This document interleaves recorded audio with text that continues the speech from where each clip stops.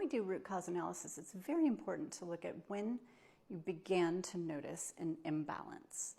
And so the left side SI joint dysfunction and the left-sided osteoarthritis at a young age and the left side labral tear didn't happen when the pain began. I was 32, 33 when the pain began.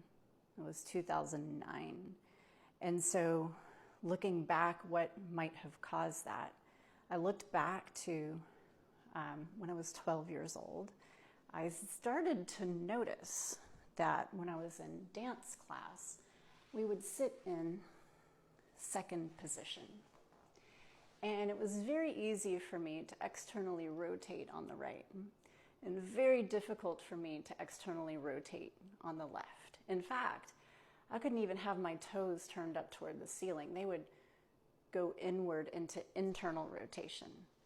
And someone would come along, and maybe a friend or a teacher, try to get the external rotation here in the foot. However, it wasn't the foot, it wasn't the ankle, it wasn't the knee, it was coming from the hip. And it was coming from the hip because of my scoliosis. So I began to think, well, that's the same age I was diagnosed with the scoliosis.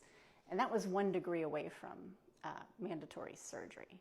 And I opted out of the surgery. So my spine stayed in the state of scoliosis until I did the work to straighten it out.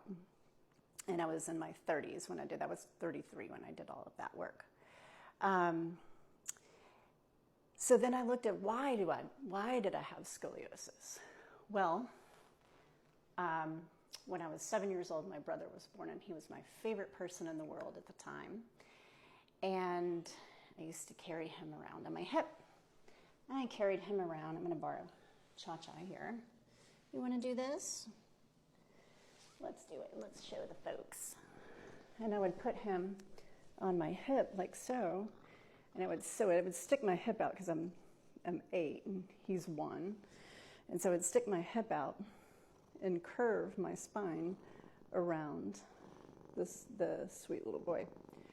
And I would walk around like this all day long while I was carrying him around everywhere. And so it's not his fault, it's not my fault. It's not even the fault of my parents who allowed that to happen. No one knew that was going to come out of that, but it did.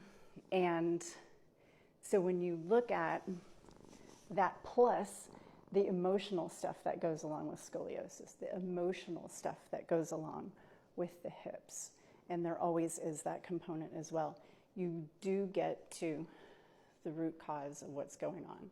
So it's very important to look further back than when the pain began. It's very important to look at when was the first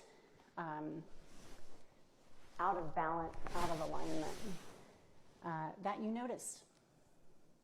So by my telling this, maybe you follow along in your own life or your own situation and see what is your root cause. What do you think your root cause could be? And that will lead you to where to look.